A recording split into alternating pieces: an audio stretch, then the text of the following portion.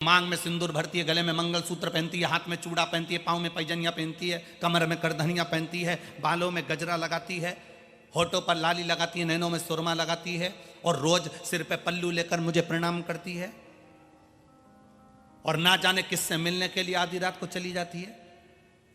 रात भर राजा हरिश्चंद्र इंतजार कर रहे हैं पर वो ब्रह्म मुहूर्त तक नहीं आई, तारामती सुबह तक नहीं आई।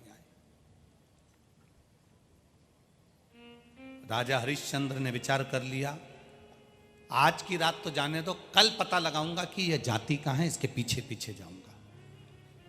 राजा हरिश्चंद्र का दिन भर राजकाज में मन नहीं लगा, क्योंकि जब मन में गलत विचार आ जाते हैं तो वो नींद उड़ जाती है, अच्छा व्यवहार वो कर ही नहीं सकता। घर में झगड़ा कर कर गया हुआ व्यक्ति दुकान पर नौकर से या ग्राहक से एक बार झगड़ा जरूर करेगा, यह पक्का है। वो झगड़ा करे बगैर मान ही नहीं सकता।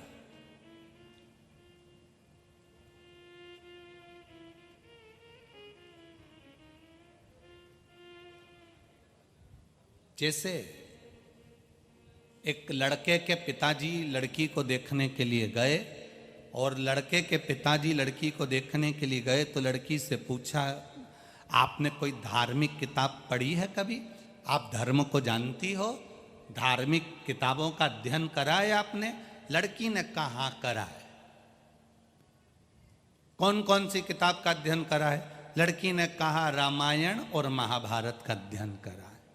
अच्छा, रामायण आप मैं आपके लिए चाय लेकर आई, मैं आपका आदर कर रही हूं, सम्मान कर रही हूं। लड़की बोली रामायण यहां देख लो, शादी होने के बाद महाभारत में तुम्हारे घर में दिखा दूं।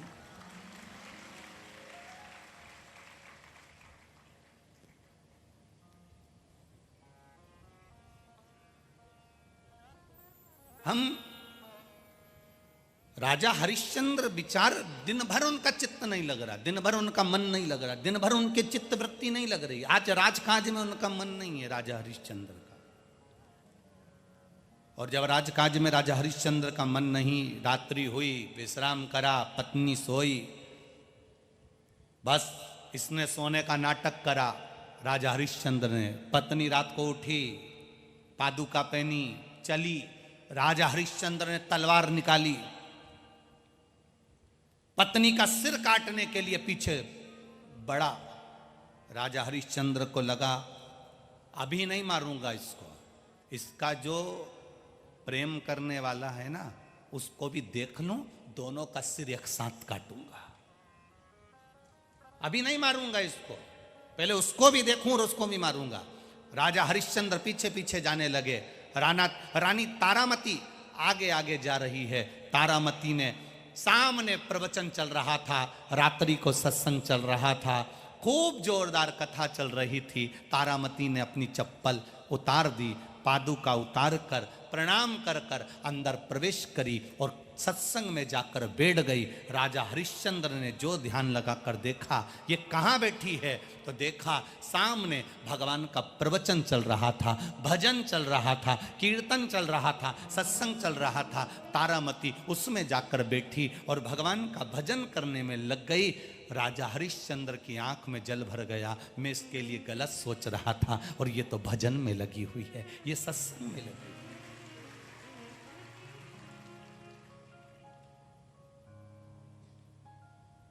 तारामती के पांव की चप्पल जो बाहर रखी थी, अब रानी की कोई पांव की चप्पल साधारण होती है क्या?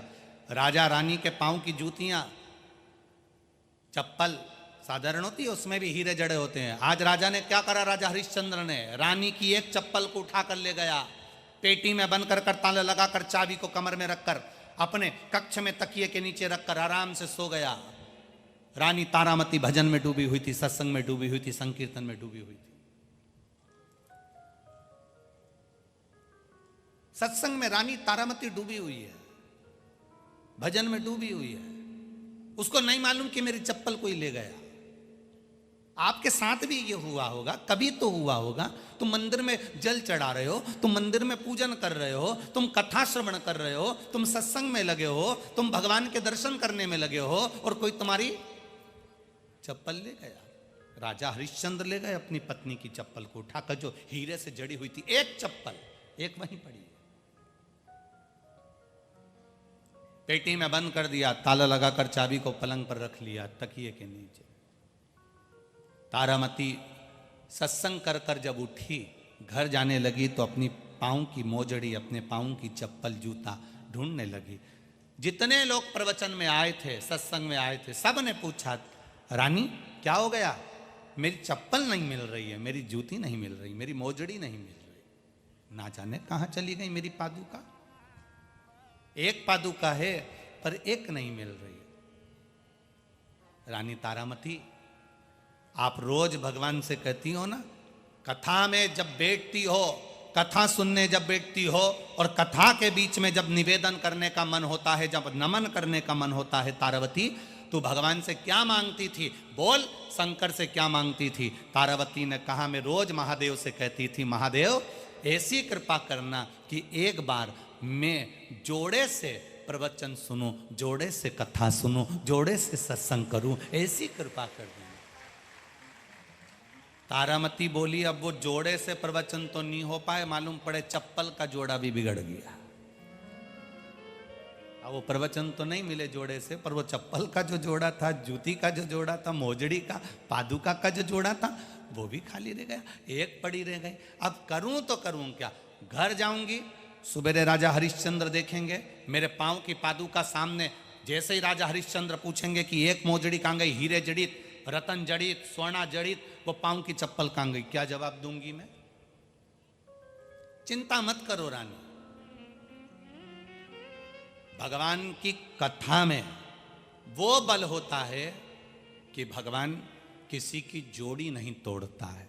तो ये तो चप्पल है, इसकी जोड़ी कहां से तोड़ दे? किसी की जोड़ी नहीं तोड़ता भगवान।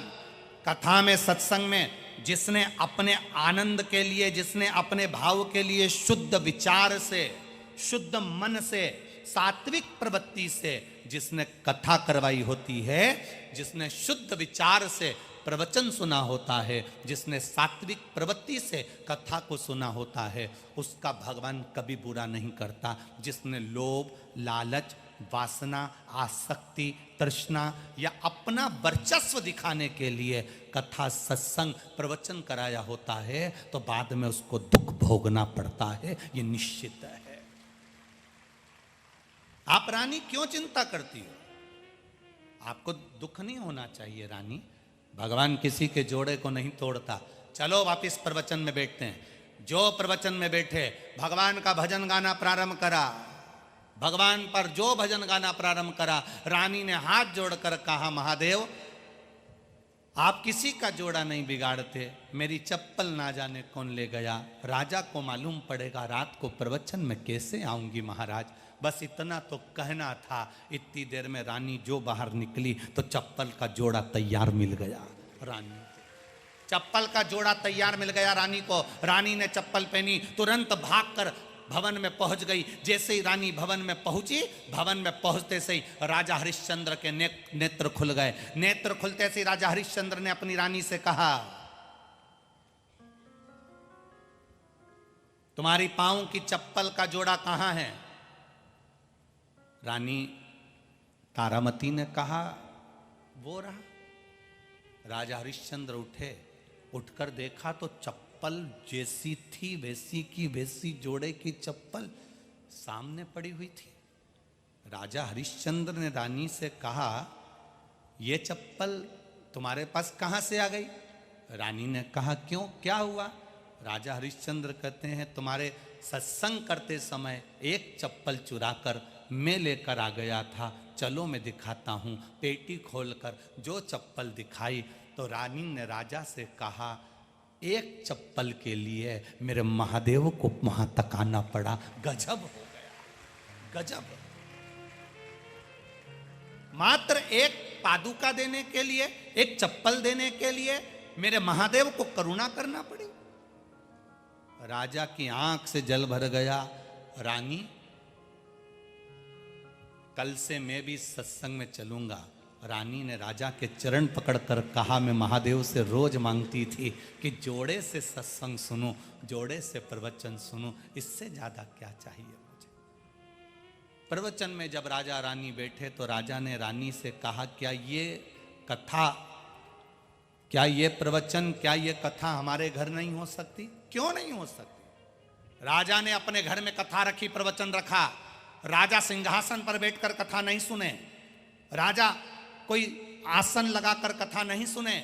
रानी अंदर बैठकर सत्संग कर रही थी और राजा चप्पल के, जहां लोग चप्पल छोड़ रहे थे, जहां लोग चप्पल खोल रहे थे, राजा उस दरवाजे पर बैठकर जितने लोग अंदर जा रहे थे उनके चप्पल को अपने कपड़े से पोंछकर उस मिट्टी को अपने मस्तक पर चढ़ा रहे थे। इतनी देर में देव अधिदेव महादेव वहां प्रकट हो जाते। महादेव सामने आकर खड़े हुए। महादेव एक बूढ़े का रूप लेकर आए और बूढ़े का रूप लेकर आए महादेव, उनके पांव में चप्पल नहीं थी, पादुका नहीं थी। पादुका नहीं तो राजा ने कहा, बाबा जी, ओ बाबा जी, रुको जरा, तुम चप्पल पहनकर नहीं आए, तुम जूता पहनकर नहीं आए, और तुम भी ऐसे आ गए, और तुम्हारे साथ में जो अम्मा है, तुम्हारे साथ में जो आई है, तुम्हारे साथ में जो माता जी हैं बूढ़ी, वो भी पाँव में पादुका पहनकर नहीं आई, चप्पल पहनकर नहीं आई। इतने में महादेव तो बूढ़े के रूप में थे। उन्होंने कहा, हमारे पास में पादुका नहीं थी, इसलिए कथा में हम आ रहे थे ना, सत्संग में हम आ रहे थे ना, इसलिए हम पादुका छोड़कर आ गए। कोई बात नहीं, तुम्हारी पादुका नहीं है, कोई बात नहीं, लाओ तुम्हारा चरण दो। महादेव पार्वती जी को देखे, आज चप्पल पहनी आते तो चरण देने की जरूरत नहीं पड़ती, चप्पल छोड़कर आ गए। इसलिए राजा हरिश्चंद्र ने महादेव का चरण अपनी जंघा पर रखा और उसको कपड़े से पोंछ रहा है। कृतार्थ हो गया राजा, कृतार्थ, धन्य हो गया। आज भी राजा हरिश्चंद्र के उस संवाद को, पादुका के संवाद को हमारे सनातन धर्म में निभाया जाता है। गजानन महाराज जी का दर्शन करने जाओ, पादुका का स्पर्श करो। श्री स्वामी समर्थ का दर्शन करने जाओ, पादुका का स्पर्श करो। संत एकनाथ जी का दर्शन करने जाओ, पादुका का स्पर्श करो। श्री नामदेव जी का दर्शन करने जाओ, पादुका का स्पर्श करो। आज पादुका का स्पर्श क्यों किया जाता है? क्योंकि परमात्मा भी अपने चरण की रज अपने भक्तों को सत्संग के माध्यम से दे देता है। आपको लगता है कि शिव महापुराण की कथा में आप कथा सुनने के लिए आए हो, पर मेरा विश्वास कहता है, मेरा भरोसा कहता है, कई सालों से ये शिव पुराण वाचन कर रहे हैं, भरोसा कहता है आप अकेले कथा में नहीं आते, कहीं ना कहीं मेरा महादेव भी पार्वती को लेकर बैठा मिलता है इस शिव पुराण। कितना पानी गिरा, कथा चालू नहीं हुई उसके पहले। बोलो सही से, बोलो सही है। आंधी तूफान चला, कीचड़ कीचड़ हो गया, पानी पानी हो गया, व्यवस्था अव्यवस्था हो गई। पर कथा जब से चालू हुई तब से महादेव, आपको खुद महसूस होगा, ऐसा लगता है कि महादेव बैठकर कथा श्रवण कर रहे हैं। आता है वो, आपको लगता नहीं, लगता हमको नहीं मालूम, पर हमारा विश्वास कहता है। फिर निवेदन करेंगे, जैसे हेलीकॉप्टर को उतारने के लिए बड़ी सी जगह में एच बना होता है। क्या बना होता है? चूने से उसको एच बना देते हैं। हेलीकॉप्टर चलाने वाले को मालूम है कि ये एच बना हुआ है, वो चारों तरफ घूमता है और घूमने के बाद उस एच पर लाकर हेलीकॉप्टर को खड़ा कर देता है। उसी तरह मेरा महादेव भी सब दूर घूमता है और जहां शिव महापंडाल शिव महापुराण का लगा होता है, वो भी नंदी को उतार कर नीचे बिठा देता है। ये शिव तत्व है, ये शिव महापुराण की कथा है।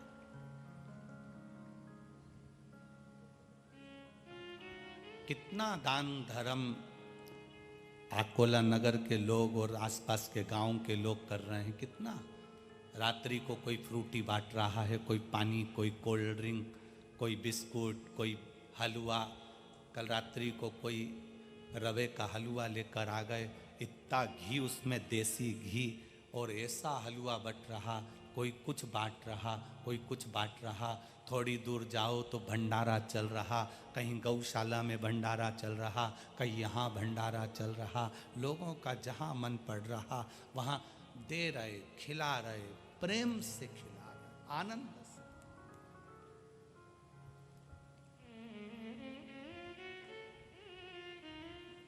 ये लाखों लोगों की व्यवस्था करना किसी के सामर्थ्य की बात नहीं है।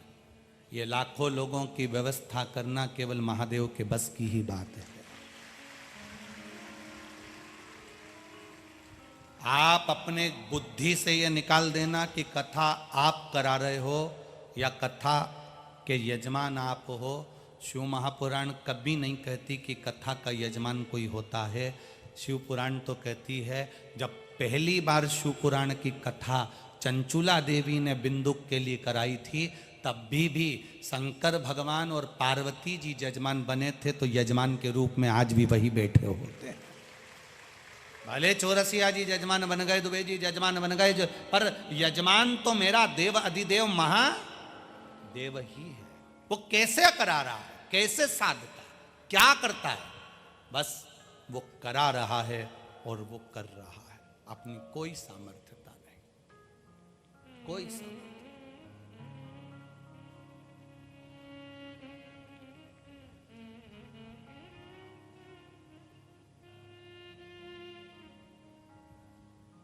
इतनी लंबी ड्यूटी तो ये पुलिस वाले भी लगे हैं, इनने भी अच्छे अच्छे मंत्री संतरी की नहीं करी जितनी देव अधिदेव महादेव की सवेरे से लेकर रात तक करी। अच्छा मिनिस्टर 2 बजे आएगा, ये 9 बजे संभालने बैठते हैं, परंतु यहाँ तो 8 बजे कथा, तो 4 बजे से इनको उठ के आना पड़ता है। कई कथा सुनने वाले ऐसी माताएं, ऐसे भाई लोग कथा सुनने आते हैं, ऐसे कथा सुनने के लिए बैग ले लेकर आए हैं। सवेरे 8 बजे कथा है, अगर मैं उठकर नहाने गई तो मेरी जगह चली जाएगी, तो कथा होने के बाद नहाऊंगी।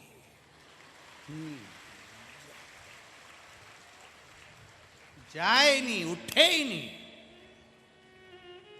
अगर उठ गई तो कोई बैठ जाएगा, तो तू नहाने नहीं जाएगी। फिर कथा तो क्या हुआ? सीवर वाला गुरुजी तो कहता है मन शुद्ध होना चाहिए, कथा तो भगवान प्रवेश कर जाता। तन धोने से कथा मिलती होती, तन धोने से अगर भगवान मिलता होता तो सबसे ज्यादा मछली नहाती है, उसी को भगवान मिल जाता। अगर मान लो अगर नहाने से कथा मिलती, तो नहाने से भगवान मिलता, तो भगवान तन धोने से नहीं मिलता, भगवान मन धोने से मिलता है। आपकी पवित्रता भीतर की होना चाहिए, भीतर। अब मालूम पड़े मुख में राम और बगल में, जम के तो बोलो छोरी, और राम राम जपना अपना, और सोचो कि भगवान मिल जाए तो मिलेगा री जीजियो? कभी नहीं मिल सकता, कभी नहीं जाए। आप में से ना जाने कितनी ऐसी बैठे होंगे भाई, मेरी माताएं बैठी होंगी, मेरी जीजियां और मेरे जीजाओं ने ऐसे बैठे होंगे, जो कथा होने के बाद फिर उठेगी, फिर नहाएगी, फिर भोजन करेगी, और फिर अपनी दरी बिछाई, फिर उसे कोई मतलब नहीं, आग लगे बस्ती में, मस्ती में, उसे कोई मतलब नहीं कौन क्या कह रहा, कौन क्या कर रहा, उसे कोई मतलब, उसे कोई। और यही एक वो कहते ना, कथा चांगली लागली ना, तो भीतर से अगर भाव जागृत हो जाए अपने भीतर, अगर परमात्मा के प्रति एक उत्साह जागृत हो जाए, तो फिर निवेदन है, एच जहां लिखा होता है वहां हेलीकॉप्टर उतर जाता है, और जहां शिव महापुराण के इतने भगत बैठे होते हैं वहां महादेव उतर जाता है। महादेव उतर जाता। मेरा शंभु, मेरा शंकर, मेरा ओघड़दानी, मेरा त्रिकालदर्शी, मेरा कैलाशी अविनाशी उतरता है। आपको लगता, कभी कभी महसूस करना, कभी अपने भीतर चित्त में एक महसूसता करना कि आप 2 कदम नहीं चलती अपने घर पर, और 2 किलोमीटर दूर गाड़ी छोड़कर कथा तक कैसे आ रहे होगे, वो चला रहा होगा। इतनी दूर कैसे आ सकते हो?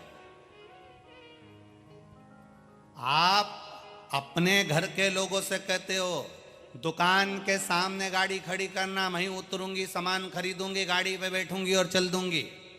सामान लेने गई, करोड़ों का सामान लेने गई, तो भी गाड़ी तुमको दूर खड़ी करना नहीं है, पास में खड़ी करना है, बिल्कुल दुकान के सामने। जिस दुकान के सामने गाड़ी नहीं जाती, तुम उसके यहाँ सामान खरीदने नहीं जाते। बोलो सही है कि गलत है? तुम जाते ही नहीं। मैं तो दूसरे के यहाँ से ले लूंगी, गाड़ी नहीं जाती उनकी गली में, तो छोटी सी गली है, कहाँ से गाड़ी घुसेगी, गाड़ी नहीं जाती, मैं सामान और कहीं से ले लूंगी, मेरे को नहीं जाना वहाँ से सामान लेने। गाड़ी जाती नहीं तो सामान लेने भी नहीं जाते तुम, गाड़ी नहीं जाए। जो 2 कदम नहीं चल पाते, 4 कदम नहीं चल पाते, वो इतनी दूर शिव महापुराण की कथा सुनने के लिए लाखों की संख्या में आ जाते। ये शंकर ही तो तुम्हें उठाकर पकड़कर लेकर आता है। कौन लाएगा? मैंने तेरे ही भरोसे बाबा, तेरे ही भरोसे हवा बिच उड़ती जावांगी, बाबा डोर हटो छठीला में कटी जावांगी।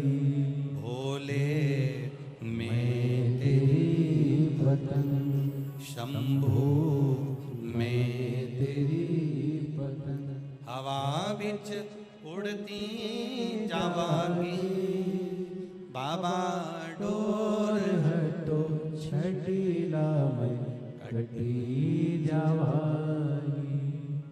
जो शिव को मान लिया, राजा हरिश्चंद्र की जंघा पर भगवान शंकर का चरण रखा हुआ है, और उसकी रज राजा हरिश्चंद्र झड़ा रहे हैं। राजा हरिश्चंद्र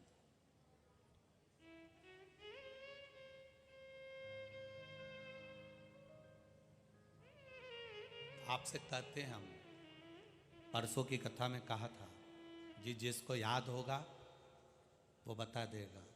हमने परसों की कथा में भी आपको कहा था कि जब यहाँ से जाया करो तो भूमि को, जिस दरी पर बैठे हो, जिस कालीन पर बैठे हो, जिस फर्श पर बैठे हो, उसकी रज को अपने मस्तक पर लगाकर जाया करो, क्योंकि ना जाने किस वेश में नारायण मिल जाए। वो आया होगा, उसका चरण रखा होगा, उसकी रज मस्तक पर चढ़ गई तो हमारा जीवन सार्थक हो जाएगा। सार्थक।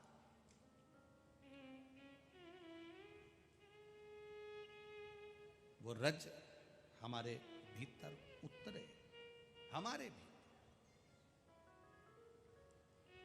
आचार, विचार, सत्कार और प्यार, ये 4 चीजें हमारे जीवन को श्रेष्ठ बना देती है। पहले नंबर पर है आचार। आचार वो नहीं तो तुम समझ लो केरी का अचार, नींबू का अचार हो। आचार मतलब हमारा व्यवहार, हमारी बोलचाल की भाषा।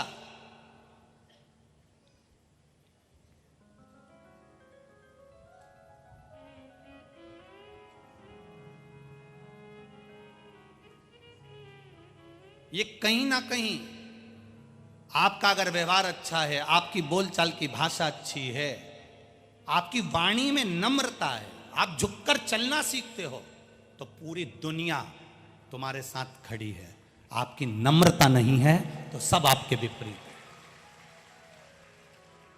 होगा करोड़ों का धन आपके पास में, होगा वैभव आपके पास में, जमीन जायदाद बंगला गाड़ी दुकान सब कुछ आपके पास में होगा, पर यदि आपका व्यवहार नहीं है, आपकी वाणी में प्रेम नहीं है, आप झुकना नहीं जानते, नम्रता नहीं जानते, तो आपका जीवन बेकार है।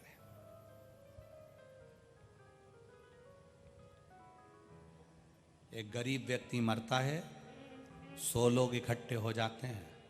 एक बहुत पैसे वाला मरता है, अगर उसका व्यवहार नहीं होता तो 4 लोग भी इकट्ठे नहीं होते हैं। उसके व्यवहार से, उसके प्रेम से, उसकी वात्सल्यता से, उसकी करुणाता से आपको प्राप्ति हो सकती है। आचार विचार, आपकी सोच अच्छी होना चाहिए। काला कलर का चश्मा लगाओगे सब काले दिखेंगे, नीले कलर का लगाओगे सब नीले दिखेंगे, पीले कलर का चश्मा लगाओगे सब पीले दिखेंगे, सफेद कलर का लगाओगे सब सफेद दिखेंगे। आपका चश्मा जिस कलर का होगा, आपकी दृष्टि कैसी है, आपका विचार कैसा है। चोर को चोर नजर आता है, साहूकार को साहूकार नजर आता है, धर्मात्मा को धर्मात्मा नजर आता है, पुण्यात्मा को पुण्यात्मा नजर आता है, पापी को पापी, कपटी को कपटी नजर आता है, भजन करने वाले को भजन करने वाला नजर आता है, और धर्मात्मा को धर्मात्मा नजर आता है। आपकी सोच, आपका विचार, आपकी दृष्टि श्रेष्ठ होना चाहिए। चेहरे का कलर बदले ना बदले, पर अपना कर्म बदलना चाहिए, तो जिंदगी सार्थक है। अब हम चेहरा बदलने में लगे हुए हैं, हम रोज प्रयास करते हैं, मैं कैसे अच्छी लगूंगी, मैं कैसे अच्छी लगूंगी, मैं कौन से कलर के कपड़े पहनूं कि मैं अच्छी दिखूं। कभी विचार करना कि मैं कौन सा भजन करूं कि भगवान को अच्छी लगूं, वो भजन कौन सा होना चाहिए। एक साड़ी अच्छी नहीं लगती तो तुम उसको उतार दूसरी पहन लेते हो, वो भी अगर गड़बड़ दिख रही है तो तुम तीसरी पहन लेते हो। जरा विचार करिएगा, जब हमारा वस्त्र हमको अच्छा नहीं लगता तो हम बदल लेते हैं, तो अपना व्यवहार किसी को अगर अच्छा नहीं लग रहा तो अपने आप में हमें व्यवहार को बदलना चाहिए। हम अपने व्यवहार को नहीं बदल रहे, हमारा वही अकड़, हमारी वही आसक्ति, वही काम, वही लोभ, वही तृष्णा, वही निंदा, वही व्यर्थ का काम, तो हम परमात्मा को नहीं पा सकते।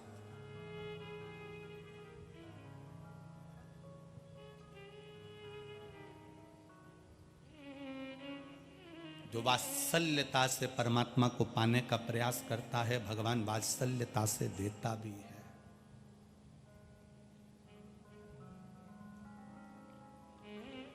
वात्सल्यता से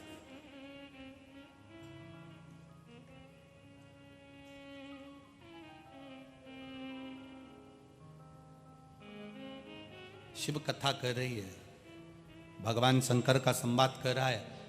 आपका व्यवहार, आपका विचार, आपका सत्कार, आप किसी का सत्कार कैसे कर रहे हो। आपके घर में कोई आता है, केवल घर का बुजुर्ग उठकर उसको पानी पिलाता है। घर में 3 बहू, 4 बहू, 2 बहू, सब अपने अपने कमरे में, अकेली बुजुर्ग मां उठी है, अकेला बुजुर्ग उठा है और उठकर पानी पिला रहा है। व्यवहार मालूम पड़ता है, घर का सत्कार मालूम पड़ता है कि आपका सत्कार कैसा है। विदुर जी के यहां भगवान कृष्ण गए तो विदुर जी नहीं थे, उनके घर में विदुरानी थी। नया पलंग विदुरानी ने विदुर जी से कहकर बनवाया था।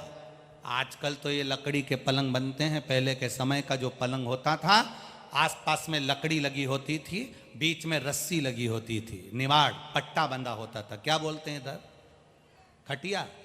हाँ ठीक है, ये वही खटिया है ना, खड़ी कर दी जो है?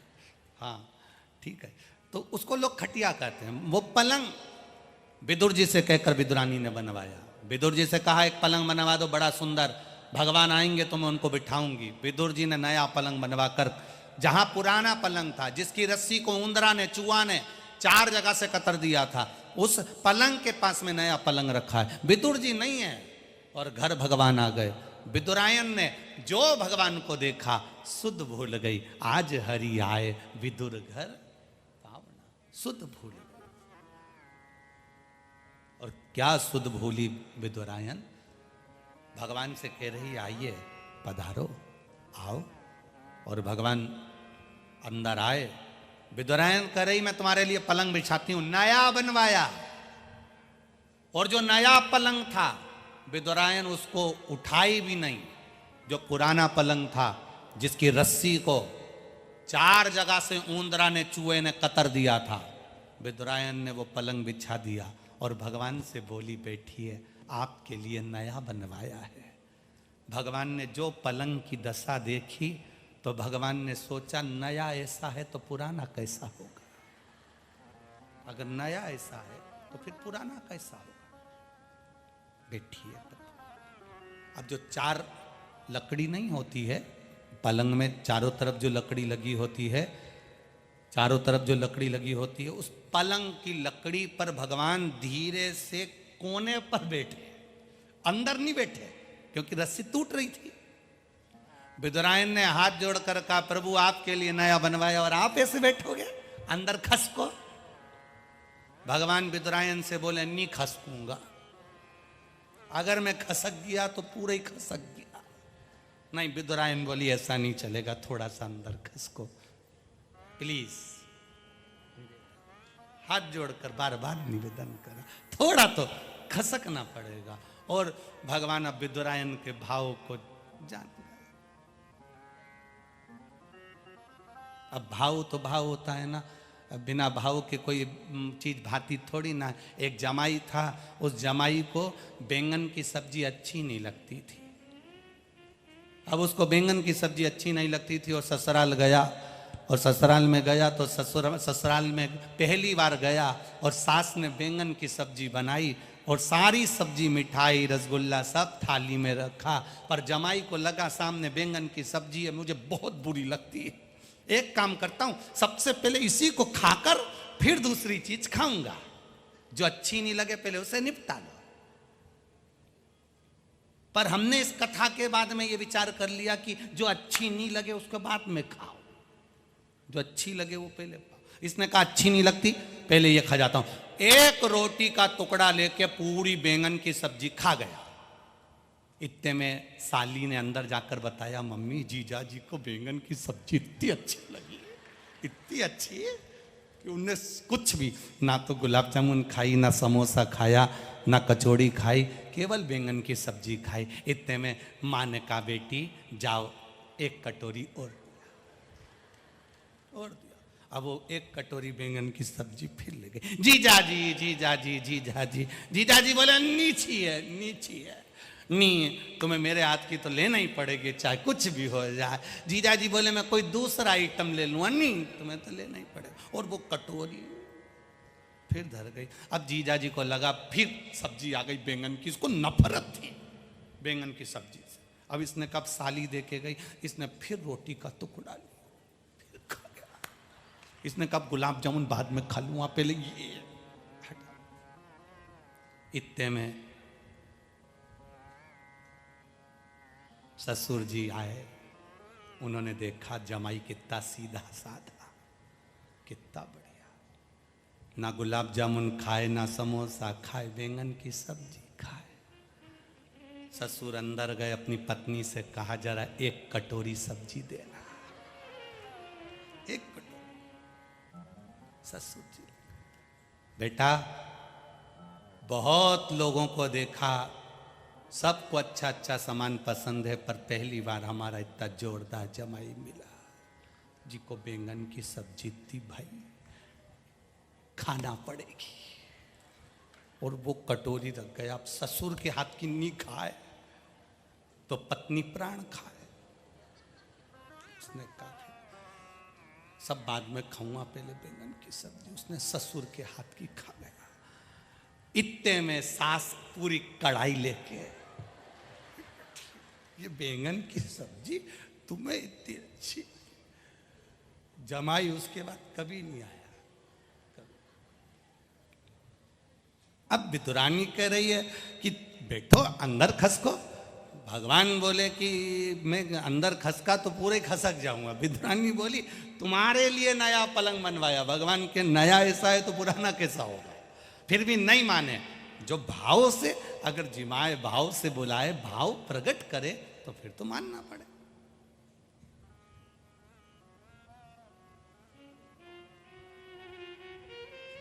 अब होता है कभी कभी ऐसा क्रम।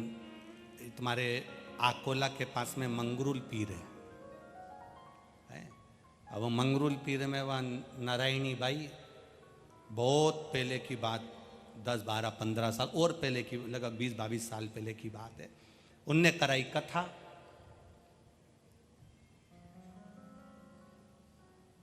अब उन्होंने पहली बार तो हमारा महाराष्ट्र आगमन हुआ था। हमको क्या मालूम था कि यहाँ मिर्ची का ठेसा भी चलता है। हमने तो आज तक मध्य प्रदेश में ये ठेसा पैसा देखा ही। बस सब्जी देखी थी तो उन्होंने ऐसा मिर्ची को अच्छा पीस के उसको ऐसा बगार मगार लगा के ऐसे थाली में, जैसे पत्ता गोभी की सब्जी, बैंगन की सब्जी सब धरी थी, अचार उसी में वो रखा था। महाराष्ट्र का विशेष आइटम उसी पे रखा। अब हमारे मन में आया कि कितनी कंजूस हैं, इतनी सी सब्जी धरी। अब हमको क्या मालूम था कि इतनी गजब कर जाएगी। अब हम तो सोचे कि कंजूस है, इतनी सी धरी। अब हमने मन में सोचा कि वारी नारायणी बाई ने तेरे सब्जी इतनी सी धरी। अपन ने भी सोचा सब्जी अच्छी दिख रही, उनमें से थोड़ा सा तेल बहरिया था, मसाला जोरदार दिख रहा है। सब्जी अपना क्या जाए, इतने कम धरी है, नहीं तो खा जाए। एक रोटी का टुकड़ा लिया ने, निपटे ही के ना मुंडा में जो धरिया। बस उस दिन के बाद समझ गए कि ये बहुत ठेस पहुंचाता है। और केवल यहां तक ठेस नहीं पहुंचाता, 3-4 दिन तक पहुंचाता। ये साधारण नहीं है हो।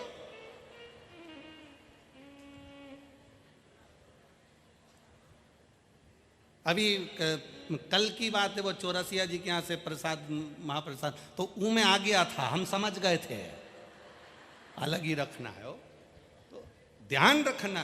तो ये प्रेम की भाषा है, एक आनंद की भाषा, और बड़ी बड़ी आनंदता होती है इसमें। तो वहां भगवान से विदुरानी कह रही है जरा खसको, खसको जरा। अब जो खसकने का कहा तो भगवान जो खसके पूरी रस्सी टूट गई और भगवान उसके अंदर फंस गए। पांव उधर और भगवान इधर, और विदुरानी पूछ रही कैसा लग रहा है। भगवान कह रहा है ऐसा लग रहा है जैसे 100 किलो के कपास पे बैठा हूं। अब विदुरानी बोली भूख लग रही होगी, तुम्हारे लिए कुछ खाने का लाती हूं, तुम्हारे लिए कुछ खाने का लेकर आती हूं,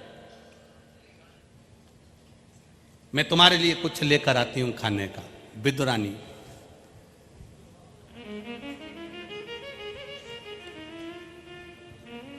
अब भगवान ने मन में सोचा जब बिठाया ऐसा है तो खिलाएगी कैसा, उससे अंदाजा लग जाए। मैं तुम्हारे लिए कुछ खाने का लाती हूं। और विदुरानी अंदर गई, केले लेकर आई। भगवान के मन में संतोष हो गया, कम से कम अच्छा हुआ केला ही लाई है। भाटा उठा लाती इसका क्या ठिकाना, केला लाई। और भगवान के चरणों में बैठकर बड़े प्रेम से केला छीलती जाए और भगवान से के मैं तुम्हारे लिए 2 दर्जन लेके आई थी और तुम्हारे काका विदुर जी 2 दर्जन लाए, 4 दर्जन केले तुमको ही खाना है। भगवान कह रहे ला मेरे को दे दे, मैं खा लूंगा। नहीं, मैं छील के खिलाऊंगी। उनको क्या मालूम था कि पक्के में छिल के ही खिलाएगी। अब जो अंदर की गिरी थी वो नीचे फेंक दी और छिलका भगवान को दे दिया। भगवान ने पूछा ये क्या है? विदुरानी बोली केला। भगवान बोले जो नीचे पटका, तो के छिलका। भगवान बोले तुम्हारे यहाँ उल्टा खाते हैं। विद्रानी बोली केला तो ऐसे ही खाते हैं, भगवान को छिलके देती जाए, भगवान छिलके खाते जाए, सारे छिलके भगवान खाते जा रहे। तो भगवान ने विदुरानी से पूछ लिया, सब केले हम खा जाएंगे तो तुम क्या खाओगे? विदुरानी बोली, जो नीचे पड़ा है वो हम खा जाएंगे। भगवान सोचे गजब, प्रेम जहां पर है, आपका सत्कार, आपका आचार विचार, और तीसरे नंबर पर है सत्कार कैसा है कि दुर्योधन के मेवा त्यागे, साग विदुर घर खाई,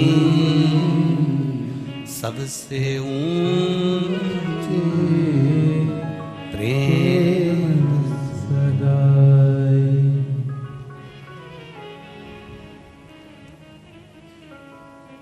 सबसे ऊंचा संबंध है प्रेम का, आचार विचार और सत्कार। सत्कार कैसा है आपका? धन से कोई सत्कार नहीं होता, बेभव से कोई सत्कार नहीं होता। एक गरीब व्यक्ति के घर में शादी में जाना और एक पैसे वालों के घर में शादी में जाना, पैसे वालों के शादी में दरवाजे पर खड़े होकर हाथ जोड़ लेंगे, जाइए अंदर खाइए, कोई पूछने नहीं आएगा तुमसे अंदर कि तुमने पानी पतासा खाया कि नहीं खाया, रोटी खाई कि नहीं खाई, सब्जी खाई कि नहीं खाई, जलेबी खाई कि नहीं खाई। अंदर पूरे ग्राउंड में कोई नहीं पूछेगा, जाओगे तो हाथ जोड़कर जाने का बोल देंगे। पर किसी गरीब के घर शादी में जाना, वो तुम्हारे लिए कुर्सी लगाएगा, सेठ जी आए हैं, बैठो साहब, मैं थाली लगा देता हूं, थाली लगा देगा, आओ साहब, खाओ साहब, बैठो साहब। गरीब के घर जाओगे, सत्कार क्या होता है वो गरीब बता सकता है।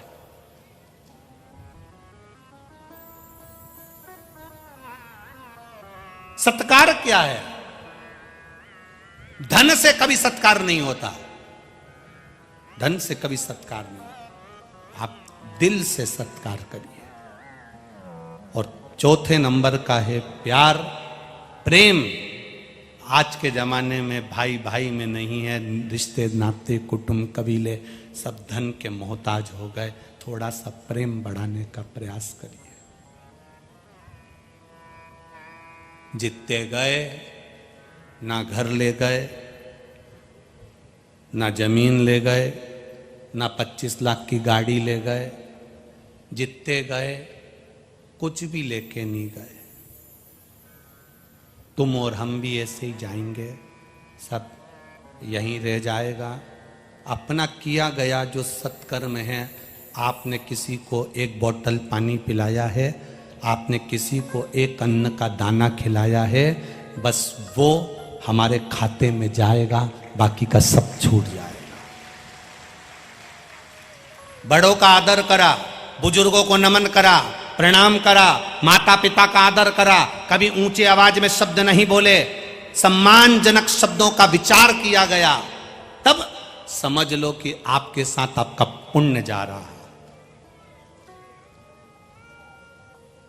गाली देने वाला गाली दे रहा है, अपशब्द करने वाला अपशब्द कर रहा है, ताने देने वाला ताना दे रहा है। जरा सा किसी ने एक संबोधन में लोग कह देते, जरा सा किसी ने कह दिया कुत्ता, बस गाली में जैसे ही बोला कुत्ता, और कुत्ता बोलते से ही और तुमने चिल्लाना चालू कर दिया, चिल्लाना चालू कर दिया, तो उसमें उसकी गलती नहीं है जिसने कुत्ता कहा है, गलती तुम्हारी है कि तुम भौंके क्यों।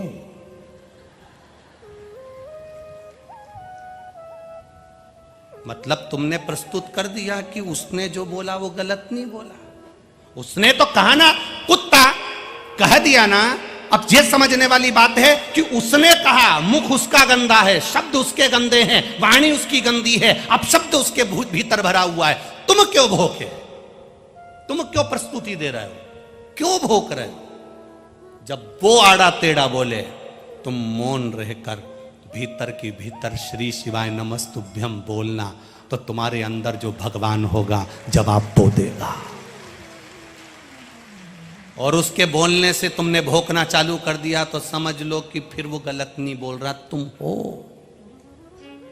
फिर वो गलत नहीं बोल रहा, तुमने अगर चिल्लाना चालू कर दिया, उसने बोला और तुमने अपशब्द बोलना चालू कर दिया, तुमने तुरंत बोलना चालू कर दिया, तो समझ लो कि फिर तुम वो गलत क्या बोला है, उसको समझो।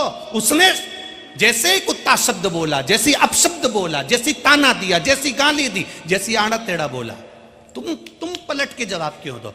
लोग कहते हैं हमारी सास हमको अपशब्द कहती है, तो पलट के जवाब क्यों दे रही हो? मत दो। श्री शिवाय नमस्तुभ्यम अंदर से जपो। क्यों? जब वो आड़ा टेढ़ा बोलेगी तुम मंत्र का जाप करोगे, तुम्हारे अंदर शंकर जी आकर बैठ जाएंगे। गाली तुम्हें नहीं लगेगी, उसको लगेगी जो तुम्हारे अंदर है, तो जवाब भी वो देगा। तुम क्यों पलट कर जवाब देते हो? तुम क्यों देते हो? मत बुरे कर्म कर बंदे, वरना पछताएगा। भगवान की आंखों से तू बच नहीं पाएगा, तू बच नहीं पाएगा। अरे ओ अज्ञानी मत कर नादानी, तेरे कर्म का फल भी तू ही पाएगा। जैसा किया तूने तेरे आगे आएगा। मत बुरे कर्म कर बंदे, वरना पछताएगा।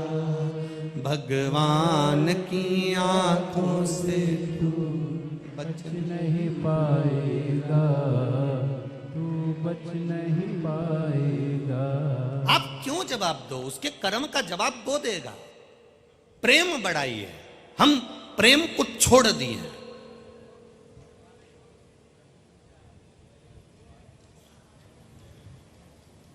प्यार और प्रेम में अंतर है भाई, जरा ध्यान रखिएगा, गलत जगह मत पहुंच जाना, विचार करिएगा। प्यार और प्रेम में अंतर है। प्रेम में समर्पण होता है, किसी का खून खच्चर नहीं होता, और प्यार में हमेशा खून खच्चर ही होता है। प्रेम और प्यार में अंतर है।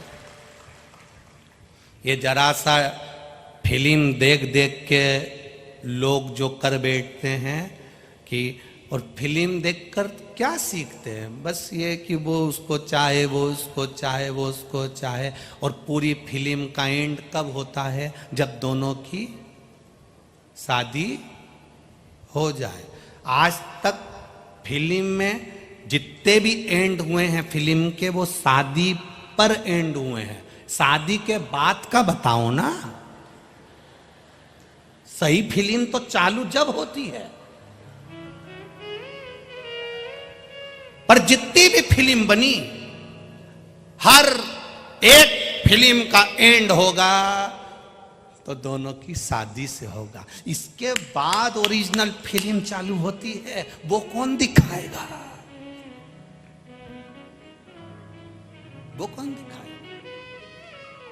वो भी तो दिखाओ कि पति भेरू बन गया और पत्नी जगदम्बा कालरात्रि कुष्मांडा, और रोज दोनों का झगड़ा हो रहा, और रोज घर में आरती हो रही, अम्बे तू है जगदम्बे काली, जय हो आकोला वाली। रोज झगड़ा हो, और बस फिल्म देखी हमने, फिल्म देखी तो सोचा मैं हीरो बन गया, ये हीरोइन बन गई, हम दोनों में स्नेह हो गया, प्रेम हो गया, प्यार हो गया। ना ना ना ना, इसको कहते नहीं है कुछ भी। सही फिल्म का एंड, हर फिल्म का एंड केवल शादी पर हो जाता है। शादी के बाद हुआ क्या वो तो देखो। ये जितनी फिल्म देखकर शादी होती है ना, इनका एंड बड़ा बुरा होता है। जितनी फिल्म देखकर शादी होती है, जरा सा लड़के की ओर आसक्त हो गए, जरा सा देख लिया, आसक्ति बढ़ गई, प्रेम बढ़ गया, स्नेह बढ़ गया। मेरा बेटियों से निवेदन है, तुम्हारे माता पिता ने तुम्हें उच्च शिक्षा दी है, तुम्हारे माता पिता ने तुम्हें पढ़ाने में कमी नहीं रखी, तुम्हारे माता पिता ने तुम्हें शहर में भेजने में कमी नहीं रखी, तुम्हारे माता पिता ने तुम्हें कपड़े पहनाने में कमी नहीं रखी, तुम्हारे माता पिता ने तुम्हारे भाई को जितनी अच्छी शिक्षा नहीं दी उतनी अपनी बेटी को दी है। मेरा बेटियों से निवेदन है, अपने माता पिता को कन्यादान का मौका देना, किसी आड़े टेढ़े के साथ मत चले जाना। किसी आड़े टेढ़े के साथ मत चले जाना। जरा सा बॉडी शॉडी देखी और उसके साथ चले गए। जरा सा गाड़ी उसने आकर भुर्र भुर्र करी, मालूम पड़े गाड़ी सुधरने आई थी, 50 रुपए का डीजल फ्री का डलवा के लिए आया और उसके साथ चले गए। जिंदगी भर रोगे, जिंदगी भर। एक बेटा एक कुल को तारता है और एक बेटी 2 कुल को तारती है। उसका जीवन प्रबल होना चाहिए। बेटी का जन्म, कोई हिमालय राज के यहां पूछे कि हिमालय राज बेटी के जन्म पर कितने प्रसन्न हुए थे, हिमालय राज बेटी के जन्म पर कितने खुश हुए थे, दक्ष प्रजापति बेटी के जन्म पर कितने खुश हुए थे। जिसके घर में बेटा जन्म लेता है वो 1 कुल को तारता है, पर बेटी 2 कुल को तार देती है। बेटा एक बार अपने माँ बाप को दुखी देख सकता है, पर बेटी कभी अपने माँ बाप को दुखी नहीं देख सकती। वो बेटी होती है सर्वस्व जो निछावर कर दे। हमने तो इस व्यासपीठ से कई बार कहा है, आज फिर कहते हैं कि जिसके घर में बेटी है वो भाग्यशाली नहीं सौभाग्यशाली है। उसके भाग्य को 100 बार गुणा करा जाए वो सौभाग्यशाली है। होना चाहिए। आज के जमाने में मालूम पड़ जाए कि बेटी है तो लोग बच्चा गिरवा देते हैं, भ्रूण हत्या करवा देते हैं। बेटी का जन्म नहीं होना, बेटी को पाल पोसना बड़ा मुश्किल। ना ना ना, बेटी है तो तुम्हारा जीवन है। हम तो यहां तक कहते हैं राजनीति में भी ध्यान रखना चाहिए। चुनाव लड़ने का टिकट उसी को देना चाहिए जिसके घर में बेटी हो। चुनाव लड़ने का टिकट भी उसके यहां देना चाहिए जिसके यहां बेटी हो। और निवेदन है, बेटी के मां बाप को निवेदन करूंगा कि आप भी अपनी बेटी की शादी उसी घर में करना जिस घर में बेटी हो। और मेरे ब्राह्मण संत साधु सन्यासी तपस्वी साधक उपासकों से भी निवेदन है, आप भी भोजन उसी के यहां करो जिसके घर में बेटी हो, तो हम भोजन ग्रहण करें। क्योंकि बेटी भाग्य बना देती है, बेटी सौभाग्य बना देती है, बेटी बाप की किस्मत लिख देती है। वो तो कहीं भ्रम में ना पड़े बेटियां। मेरा निवेदन, यहां जितनी बेटियां बैठी हैं, जितनी बेटियां बैठी, कितनी बैठी है जरा खड़ी तो हो जाओ बेटियां, हो जाओ खड़ी हो जाओ। जितनी भी लड़कियां सब खड़ी हो जाओ, जितनी बेटियां बैठी है हो जाओ। चारों पंडाल में, चारों पांचों पंडाल में जितनी लड़कियां बैठी हैं सब खड़ी हो जाओ। जिनकी शादी नहीं हुई सब खड़ी हो जाओ, छोटी बच्ची से बच्ची लेकर बड़ी से बड़े तक। आज शिव महापुराण से संकल्प लेकर जाना आप कि हम जहां हमारे माता पिता चाहेंगे वहां शादी करेंगे, किसी एरे गिरे नत्थू घेरे से नहीं करेंगे।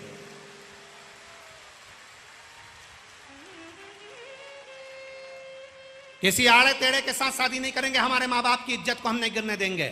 जिस माता पिता ने पाल पोस कर बड़ा करा, जिस माता पिता ने हमको पढ़ाया, जिस माँ की कोख में मैं 9 महीने रही हूँ, जिस माँ ने मुझे गोदी में रखा, मालिश करी, कपड़े पहनाए, जानती नहीं थी, पढ़ाया, ट्यूशन, स्कूल, कोचिंग सब जगह भेजा, उनकी नाक नहीं कटने दूंगी। शादी मेरे माँ बाप के कहने पर चल करूंगी।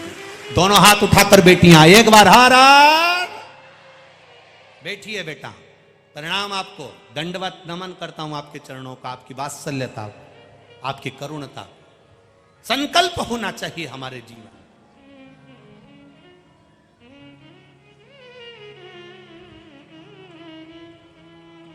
जहां बेटियां भटक जाती है तो दा केरल जैसी फिल्म बनाना पड़ जाती है। बेटियों को भटकने नहीं है, एक अपने जीवन को सार्थक करना है, हम अपने जीवन को धन्य बनाना। आप एक माता पिता का गौरव हो, आप एक माता पिता का जीवन हो। बहुत अरमान रखकर वो पढ़ने भेजता है आपको, आप उसके अरमान को डूबने मत देना, डूबने मत देना। बेटी बेटी। बहुत विचित्र बात कहेंगे, आप लोगों को समझ में आएगी उम्मीद है। बेटा मां को प्रिय होता है और बेटी बाप को प्रिय होती है। पिता को प्रिय है बेटियां। लोग कहते हैं बेटी की विदाई में मां ज्यादा रोती है। शिव पुराण कहती है बेटी की विदाई में जितना पिता रोता है उतना कोई नहीं रोता है, कोई नहीं। साथ में बैठकर भोजन करती है। पापा, बाबू, बाबूजी, चाय ला दूं? दुकान से पापा आते हैं, पिताजी आते हैं और बेटी उनका चेहरा पढ़कर कह देती है, पापा मम्मी कहीं गई हैं, आई कहीं गई है, मैं तुम्हारे लिए चाय बना दूं पापा? बेटी बाप की दौलत है, साथ में बैठती है, रोटी खाती है। बाप की इतनी हैसियत नहीं होती कि बेटी की शादी में बहुत सारा दहेज दे दे। गाड़ी, बंगला, अलमारी, सोफा सेट देने की पिता की हैसियत नहीं होती। फिर भी पिता कर्जा लेकर आता है और अपनी बेटी की शादी में कमी नहीं रखता, कमी नहीं रखता बाप अपनी बेटी की शादी। बेटी कहती है, पापा मत कर्जा करो, कौन चुकाएगा? भाई छोटा है, घर की बड़ी मैं हूं, मेरी शादी कर दोगे तो कर्जा कब तक चुकाओगे? कोई बात नहीं लाडो, कोई बात नहीं। सब भोजन कर कर चले जाते हैं। बेटी की भाबर भी हो जाती है, पापा सामने नहीं आते, कन्यादान कर कर एक और खड़े हो जाते हैं। जब जाती है बेटी, तब पिता बेटी के सामने जब आता है, बेटी कहती है, पापा इतना कर्जा कर लिया, कैसे चूकेगा ना? बाप बेटी को गले लगाकर कहता है, तू मेरी दुनिया की सबसे बड़ी पूंजी है लाडो, ये कर्जा तो कोई बात नहीं, बहुत मेहनत कर लूंगा, चुका दूंगा, पर सुनना बेटा, तेरे आने से मेरी जीवन की फुलवारी है। तेरा जन्म नहीं हुआ था उससे पहले दुखी था, और जिस दिन तू मेरी गोदी में आ गई थी ना, उसके बाद मेरी जिंदगी की खुशियां 4 गुना बढ़ गई बेटी। तेरे को देखकर मैं खुश हो जाता हूं।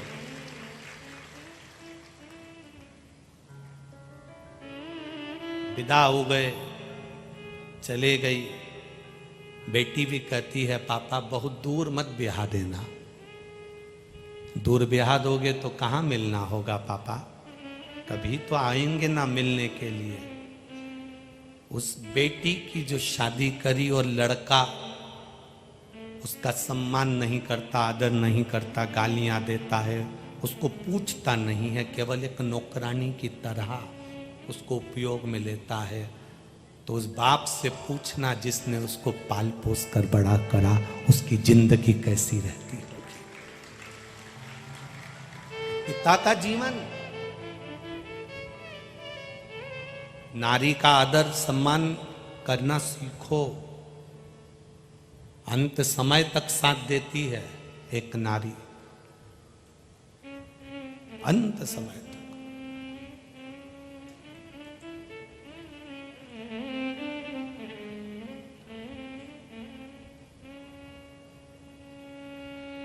एक नारी का जीवन बड़ा विचित्र जीवन है।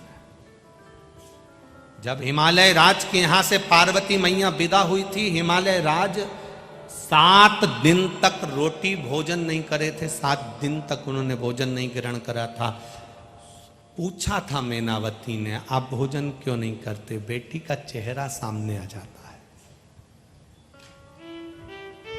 चेहरा सामने आ जाता है। उसको साथ में बैठकर हम लोग खाते थे, उसको स्कूल छोड़ने जाता था, कॉलेज छोड़ने जाता था, दुकान की शटर गिरा देता था, कोचिंग छोड़ने चले जाता था, आती थी लेने चला जाता था। कितना विश्वास बेटा पर भले एक बार भरोसा पिता ना करता है, पर अपनी बेटी पर भरोसा पूर्ण करता है। प्रेम और प्यार में अंतर है। प्यार में खून खच्चर होता है, आखिरी में लोग प्यार कर कर शादी जरूर कर लेते हैं, पर इनकी जिंदगी नरक से बदतर होती है। रोते हैं, बिलखते हैं और मरते हैं। प्रेम प्रेम होता है जिसमें खून खच्चर नहीं होता, समर्पण होता है। राधा और कृष्ण का भी प्रेम था, पर दोनों में एक दूसरे में समर्पण का भाव था, कोई खून खच्चर नहीं हुआ। आज के जमाने में लोग उसको बदनाम कर दिए कि ये प्रेम प्रेम और प्यार में अंतर है।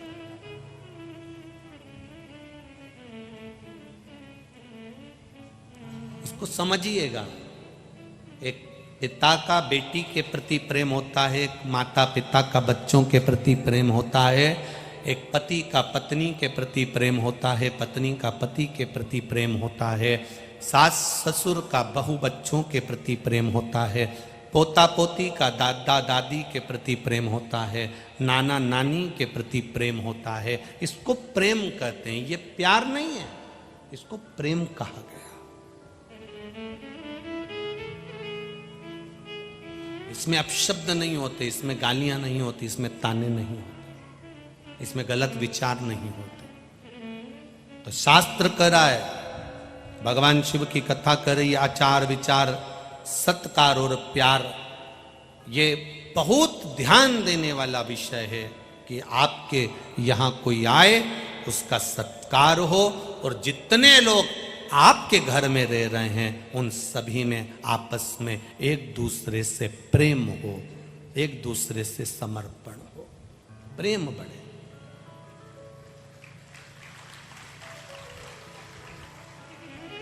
आज का जमाना बड़ा विचित्र है।